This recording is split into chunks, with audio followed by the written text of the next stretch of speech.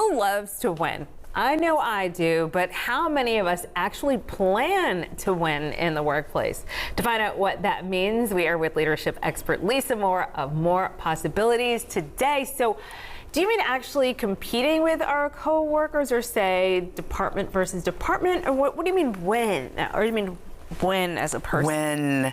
Well, I mean, we winning at all the wins. We want all the wins. And here's the thing: a lot of times departments are even pitted against each other. Not a great leadership movement. What you want is, as a whole, we eat. When I win, you win. Exactly. They win. Then the company wins, and we're all winning. And this is really where we're headed. What I'm talking about today is really around as a leader, particularly if you're moving into a new leadership role. There's a great book, First 90 Days, highly recommend. Used it in training at FedEx with all new managers. And it really talks about these two cycles that you can set yourself up for. And the key is, what you want to do is achieve early wins. So, and for those leaders that have been in their role for a long time, it's not too late. Think about what's going to be my early win this quarter, okay? And what you want to do is think about some key elements that you need to invest in that will really set you and your team up for some wins. So, let's say you're a new manager, a new director, a new vice president, new CEO. And you go in and you realize this is what we need to achieve this quarter. Here's what you need to invest in. You need to invest in learning and relationships that are an alignment and are needed for what it is you're trying to achieve. Right.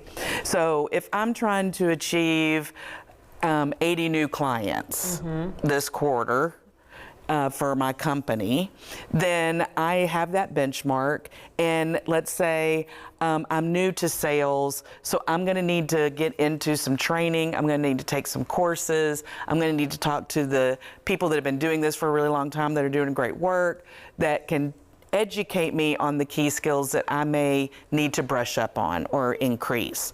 The other is, who are the people in the organization, who are the people in the community that I need to build a relationship with that can be levers for my success, that can open doors for me to get those clients, that have maybe some opportunities themselves. But when you don't invest in learning and you don't invest in those relationships, it leads to bad decisions. It leads to you don't have the support that you need to be able to succeed, and it becomes this downward spiral that's called a vicious cycle. Now, what you want is the virtuous cycle that is upward moving. Virtuous cycle.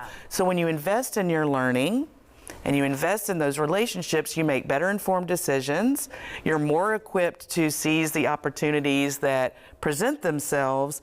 And what happens is you get those wins. So if I'm trying to get 80 clients in the quarter, let's say I want to do 20 a month, and our team is really invested in that because maybe we get a bonus if we get all those things, then the more you win, then your team's like, oh, this person knows what they're doing. They're really getting it done.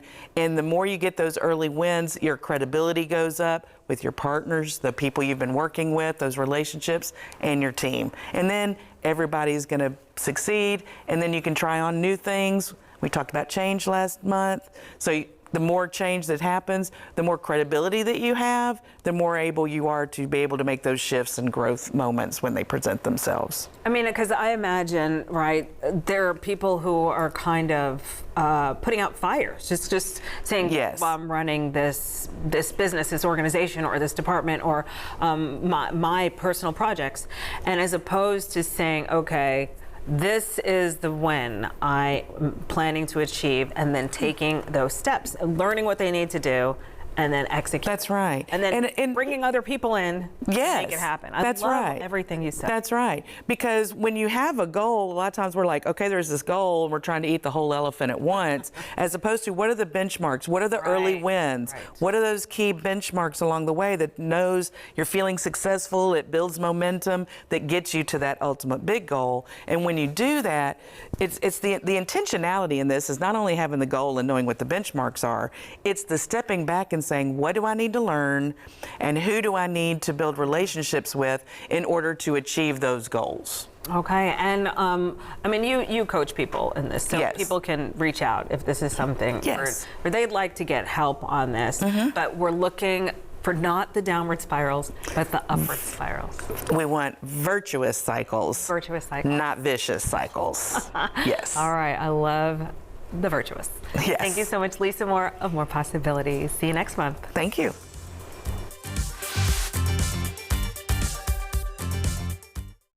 Small wins at work. They're about building momentum where everyday choices keep us moving forward. And so this is the Live at 9 question of the day. The question, what helps you create small wins at work? It looks like most people are saying learning a new skill. And yeah, it kind of, and somebody had voted planning ahead. And so I guess they changed their vote. And so now everything is learning a new skill. Okay. There's still time to vote. So put in your, or hover your phone over the screen and scan that QR code, vote, and we will bring you the final results after.